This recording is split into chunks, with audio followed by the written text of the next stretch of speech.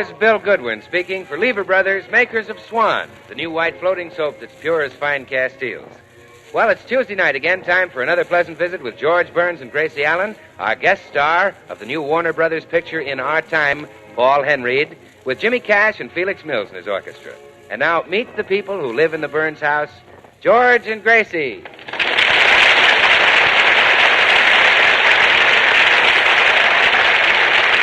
Well, it's morning in the Burns home, and Gracie is in the kitchen talking to that eminent actor and poolroom bum, Nigel Bolingbroke.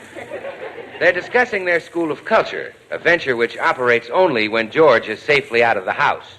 Oh, Mrs. Burns, if only your husband would relent, we could operate our school on a larger scale. It's no use, Mr. Bolingbroke. George just doesn't like you, and he's very stubborn about people.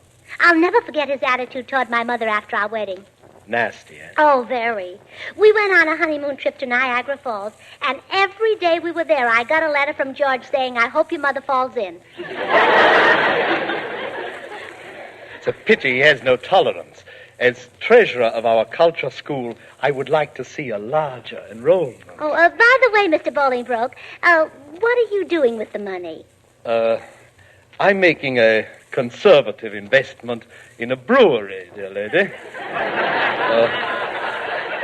A glass at a time. Oh, you're such a clever businessman. Thank you. You know, I've got a good business head, too. I thought our school might get more business if we had a catchy slogan. Oh, so you wrote one? Uh-huh. How's this? We make gentlemen out of tramps, and culture needs no ration stamps. It's a lyrical triumph. And here's one that should appeal to women. If your manners are good and your talk is classy, men might overlook an inferior chassis. Brilliantly expressed. Yes, and this one might attract soldiers who are home on leave. Don't be unpopular while you're marching. Discuss books and music with your sergeant. It's enough. You've outdone yourself. Well, I thought you'd like them. And I have another idea, too. What if we had testimonials from movie stars? Testimonials? Yes, a statement from Errol Flynn that our course in poise cured his bashfulness.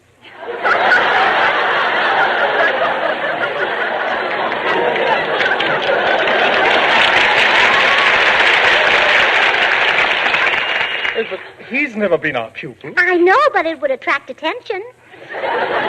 Nevertheless, it can't be done. Well, now, that's just where you're wrong. I've already had a testimonial printed and scattered all over town. It says, "If it weren't for your school, I'd still be driving a truck." Signed, Paul Henreid. Oh, my dear girl, he'll be furious with you. Why should he be? We're perfect strangers. Well, you don't understand. Oh, I've never seen Mr. Henreid, even in a picture. But all my girlfriends are mad about him. I don't dare mention his name while they're eating. They all get hiccups. But, Mrs. Burns, let me explain. So, using Mr. Henreid's name must boost our school. Now, what did you want to explain? That I am only the treasurer. You head the organization. That's right. Now, in the future, if students leave any of that lovely green government-issued paper here, that's for me. And if a lawyer leaves a white paper here... That's for me. Yeah. Oh, Gracie, where are you? Oh, there's George. Run, Mr. Bolingbroke. In the kitchen, sweetheart. Goodbye, and remember, secrecy about our school. Who was that just went out the back door, darling? The what, dear? The back door. The back door? Yes, who went out? Who went out? Yes, the back door. The back door. Who went out? Well, make up your mind, dear. Which do you want to talk about? Look, I heard the back door slam. Now, who went out? Oh, you mean what person just went out the back door? Yes. Well, I'm glad we finally got that straightened out. Now, run along to the office, dear.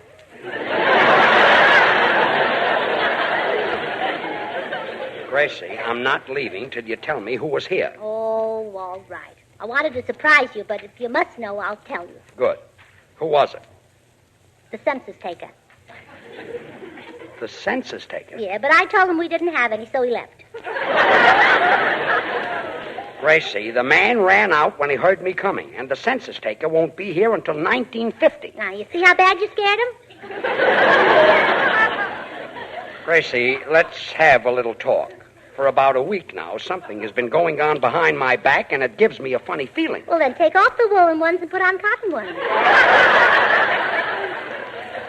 Gracie, I'm serious. You've been acting strangely. Like you're kind of glad to see me leave for the office and sorry to see me get home.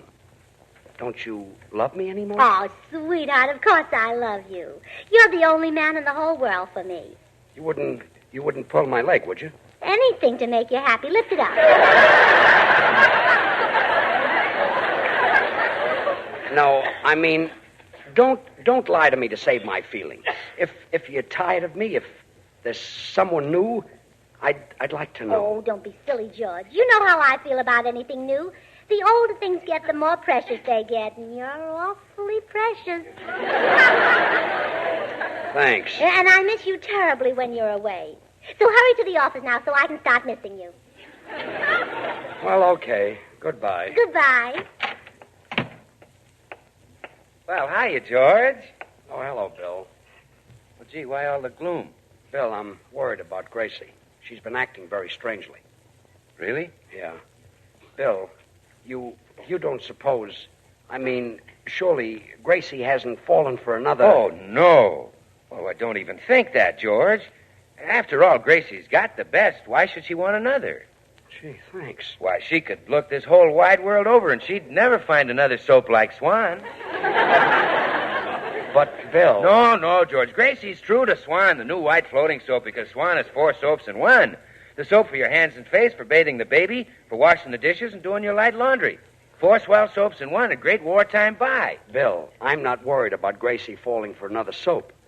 I don't want her to fall for another man. Oh. Gee, Gracie means everything to me. If I lost her, I wouldn't be able to eat or sleep. Yeah, especially eat.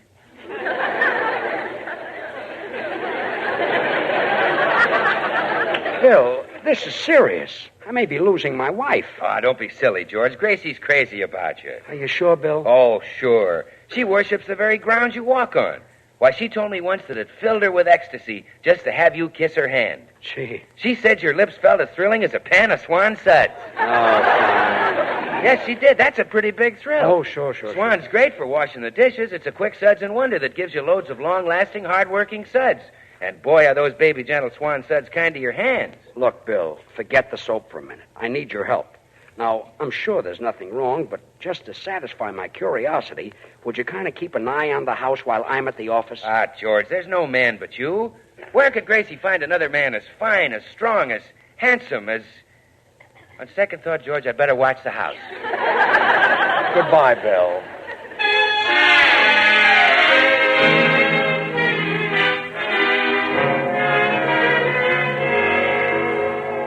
Well, Gracie never dreamed that Paul Henreid would see one of the handbills claiming him as a graduate of her school of culture. But he did. As a result, arriving at the Burns home with a bewildered look on his face is Paul Henreid.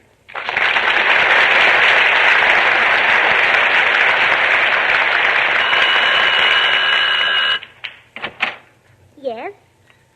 Pardon me, is this the school of culture that claims Paul Henreid as a graduate? Oh, yes. Come right in. Thank you. Yes, indeed. We're mighty proud of what we did for Paul. And we can do the same for you. Oh, I see. Well, just what did you do for Paul? Only made him over, that's all. We like to work with raw material, and Mr. Henreid was about the rawest we ever had. Really? Oh, you should have seen him. Sort of a young Wallace Beery. But you succeeded in making him a gentleman. Well, finally. First, we taught him grace and poise by making him walk around with a book balanced on his head. He was very good at that. I'm pleased to hear it. He had a natural ability. His head was gorgeously flat. A rare gift. Yes, and then we taught him how to make love. Surely that was one thing you didn't have to teach him. Oh, I can see that you don't know Mr. Henreid. Oh, of course, he knew a few things, such as how to hold hands and wink. Scarcely enough for a well-rounded life. I should say not. So we gave him our course in cultured whistling. Cultured whistling? Well, yes, we taught him how to whistle things like Bach and Beethoven. That way he can pick up a much nicer class of girls. Did this complete his course? Oh, no. And then we thought up tricks for him to do in the movies, like the one in that picture with Betty Davis, where he lit 2 cigarettes at once. That was your idea? But of course. When he came to me, he was so clumsy that he burned himself lighting just 1 cigarette. Incredible. Well, now, if he had taken our advanced course, by now he could have put the whole pack in his mouth. Which would have easily won the Academy Award. Well, sure. And now I've got a thrill for you. I can make you into another Paul Henreid. No. Yes. Of course, first you'll have to get rid of that funny accent. Oh, naturally. Where are you from, Alabama? No, Missouri. Oh. Well, what do you say? Would you like to sign up? Madam, my name is Paul Henreid. Oh, well, then we'll have to change it. 1 is enough. You don't understand. I've let you on just to see how far you would go. I am the only Paul Henreid. You? Yes. You're sure? I have the word of my mother and father. Can you trust them? Implicitly. You have used my name falsely in connection with your school, madam. Well, I'm very sorry, but I will have to have my lawyers call on you. Oh, please. Please, no tears. This is the end of my career. I only wanted to spread culture and be a woman that everybody admired. No, I wanted to do for humanity what Florence did for the Nightingale.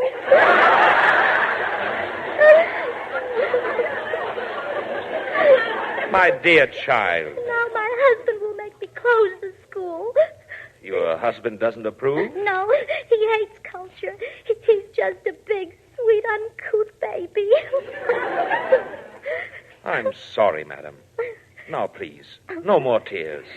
I can't stand to see a woman cry. You can't? No. Oh, please. If I stop crying, will you let me use your name? Anything. Oh, thank you. You're wonderful.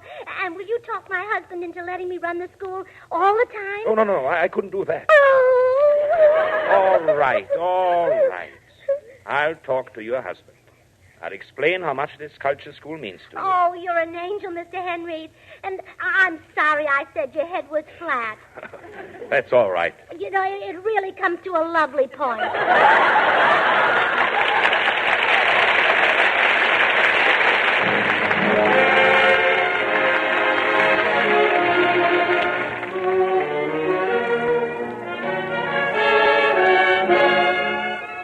Tonight, our popular young tenor, Jimmy Cash, sings I've Had That Feeling Before. Mr. C.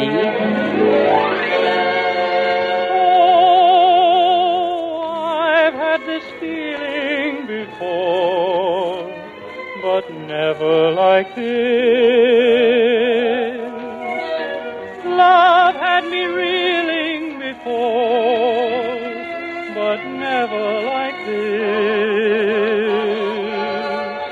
Whoever dreamed this could happen to someone supposed to be smart? I must have really been napping to let you walk off with my heart.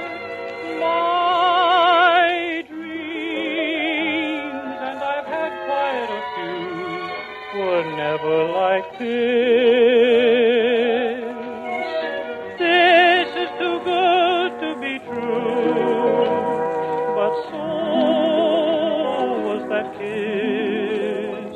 I know by the way my heart leaps that this time I'm playing for keeps. Yes, I've had this feeling before, darling, but never like this.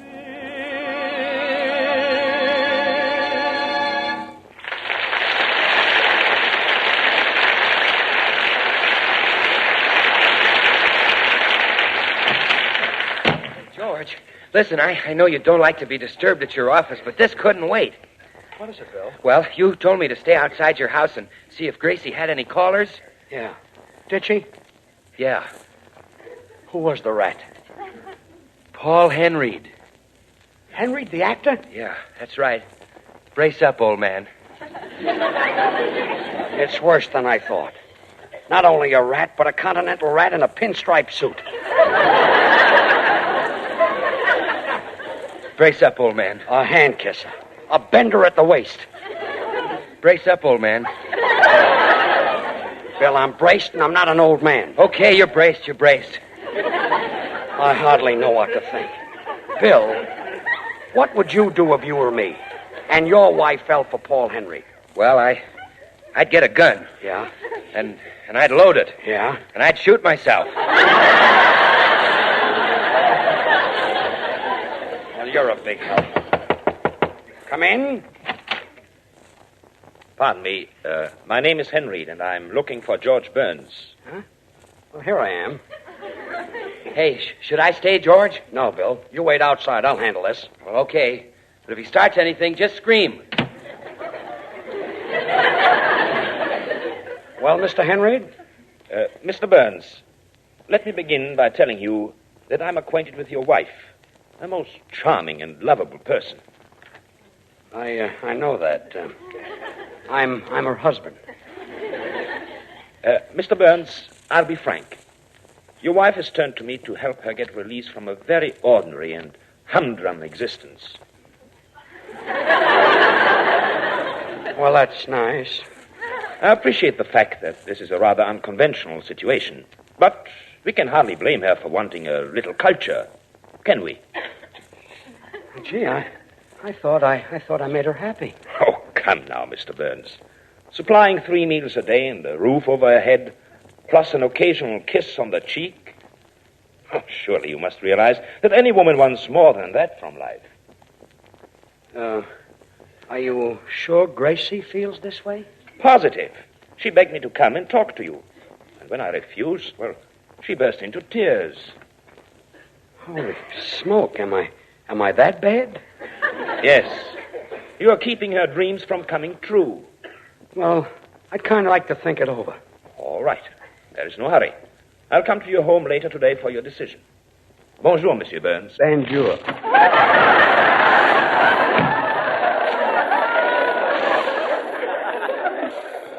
Bonjour, he says. Walks off with my wife and gives me a big bonjour.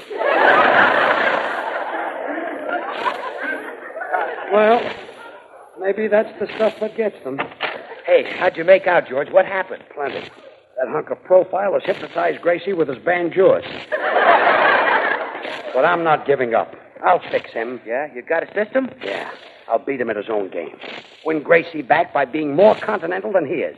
I'll bring her candy, flowers, champagne. I'll kiss her hand. I'll bow from the waist. Well, in other words, this is going to be a charm contest between you and Paul Henreid? Yes, and may the best man win. George, don't give up so easy.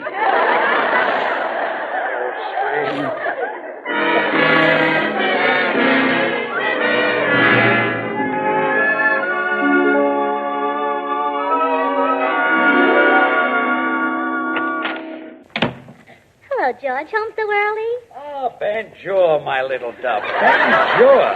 Why, George. And you've got flowers and candy and champagne. Don't speak. Just stand there and let me feast my eyes on you, my lovely princess.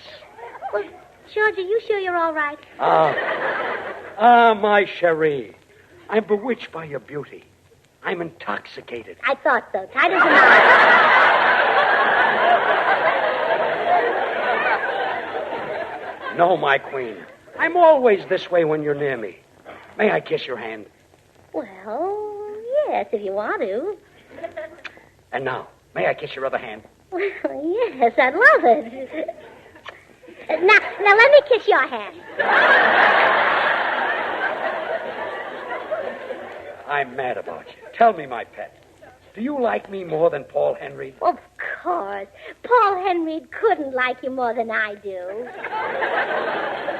No, sweetheart. I mean, could he be a better husband than I am? Oh, don't be silly. Come in. Oh, come in, Mr. Henreid. Thank you. Well, came to get the decision, eh, Henreid? Well, I've got bad news for you. My wife loves me. She's crazy about me. She thinks I'm the most charming man in the whole world. But I... You find that kind of hard to believe, don't you? A little. You're a good loser, Henry. Goodbye and no hard feelings. But what about the culture school? The culture? What culture Oh, school? George, didn't Mr. Henry tell you? Our home has been a center of culture. While you weren't home, of course. Huh? That's what I asked you in your office. If your wife might run her culture school. You mean that's all there ever was between you two? A culture school? Of course. Oh, George Burns, you didn't think I had fallen for Mr. Henreid. Well, Oh, you silly boy. Mr. Henreid may be a great actor and talented and charming and handsome, but I like your type better. Thanks. Gee, I'm glad that's cleared up. Me too. Well, I'll go out and make some tea so we can drink to the success of our culture school. Gee, Mr. Henry, I guess I owe you an apology. Aha! I knew I'd find you here, Henreid, you home wrecker. Oh, my dear fellow. Don't you, dear fellow, me going around stealing another man's wife. Bill. You needn't be afraid, George. I'm here. Bill. How anybody could have the nerve to take advantage of a poor, feeble, little old man. I know how you guys operate, Henreid. First it's candy and flowers, then jewelry, then a yacht. And then if she still says no, you offer her what no woman can resist. A bar of Swan soap. I beg your pardon? You know that women love Swan because it's the white floating soap that's 4 soaps in one. Great for their hands and face or for bathing the baby, and wonderful for dishes and light laundry. You know what happens when you tell them Swan is 4 swell soaps in one. This man is mad. Oh, don't play innocent. You know how you lay that accent on as you close in for the kill and say, Mon ami, the doctors recommend Swan for bathing the baby. Sure, because you know that it's pure as fine Castiles and mild as May. And you know if Swan is kind to a baby's tender skin, you couldn't ask for a better soap for your hands and face, your complexion. Well, I suggest we discuss this some other time. Not so fast, Henreid. You've insulted my friend, George Burns. Bill. Just because he's a poor, broken-down, dried-up little weasel of a man. And nobody can insult my friend. I'll defend your honor, George. Mr. Henreid, I challenge you to a duel. I suppose that's the only way to get rid of you. Very well. Name your weapons. Pistols? Swords? Swan soap at 20 paces. What? We'll stand back to back at dawn, and we'll break a bar of Swan in two. You walk 20 paces into the bathroom and use your half for your heads and face, tub, or shower, and I'll walk 20 paces into the kitchen and use my half for my dishes and light laundry. Bill, Paul Henry is not trying to take Gracie away from me. He's not? No. I merely wanted to help Mrs. Burns in her school for culture. Oh. Well, I guess the joke's on me, huh? Gosh, Mr. Henreid, you must think I'm a loud, stupid fool. Oh, you weren't so loud. Why can't I keep my big mouth shut? So long, folks.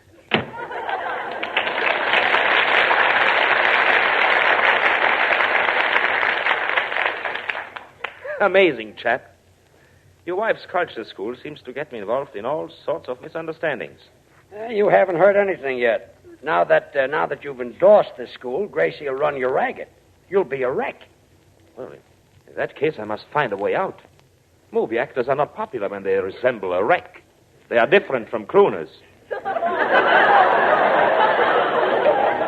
But how will you do this? I have it. I'll disillusion your wife. Convince her that I have no culture. She will not want me in her school if I speak like a bozo. Oh, I say, a mug, eh? Say it might work. And for a contrast, I'll throw in with a few banjures. Tea is ready. Here's a napkin, Mr. Henreid. Oh, thank you very much. Okie dokie, Scout. Huh? Oh, do you always tuck it under your chin? That's where it belongs, Toots. continental. George, you watch him so you'll know what chin to tuck yours under. Banjua. What are you taking your tea, Mr. Henreid? Lemon or cream? Oh, nuts with that stuff. Oh, that must be another continental habit. George, run out of the kitchen and get some nuts. No. I guzzle the stuff straight. You guzzle it? Yeah. Just dump it in the saucer. Mr. Henry, do I only imagine it, or has something happened to your culture? Nothing ain't happened to it. I just ain't got none. Oh, you ain't? No. I only give out with that baloney when I'm acting in pictures. Oh, George, this is terrible. Banjua. Mr. Henry, I'm afraid I've made a mistake. You just don't belong in a culture school. I hope you don't feel hurt. Hit, Schmidt. That ain't no skin of my nose. Well, nice to have met you. Oh, the bumps rush, eh? Okay, I'll scram. Banjua, Paul. Banjua.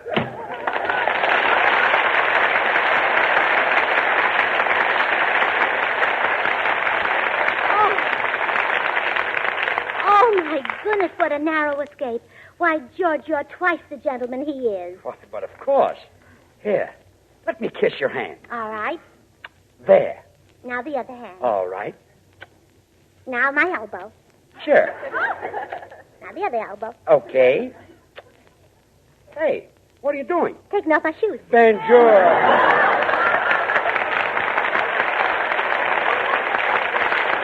George and Gracie will be back in a second, so I'll just stay here just about long enough to ask you if you've been turning in your waste kitchen fat and collecting those 2 brown ration points your butcher will give you for every pound of waste fat you give him.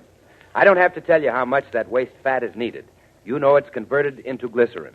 And glycerin is used not only for munitions to destroy the enemy, but it's a vital part of those miracle sulfa drugs, which are saving the lives of our boys in the front lines. So look, every time you throw away even a spoonful of waste fat, you're throwing away a chance to help shorten this war. So save that waste fat and turn it in. Here they are again, George and Gracie. Gracie, you know who our guest star is going to be next week? William Powell. Oh, William Powell. Oh, he's got the most wonderful figure in Hollywood. William Powell? Oh, sure. His figure is so terrific that they're calling his new picture The Heavenly Body. Who else is in it? Oh, just Teddy Lamar. Oh, Bonjour. Our guest tonight, Paul Henreid, will soon be seeing the Warner picture in our time. The makers of Swan, the new white floating soap, join George and Gracie in inviting you to tune into your Columbia station again next Tuesday, same time. We'll have as our guest William Powell. The following week, Adolphe Manjou and Barry Teasdale. Remember, George Burns and Gracie Allen, CBS, next Tuesday night.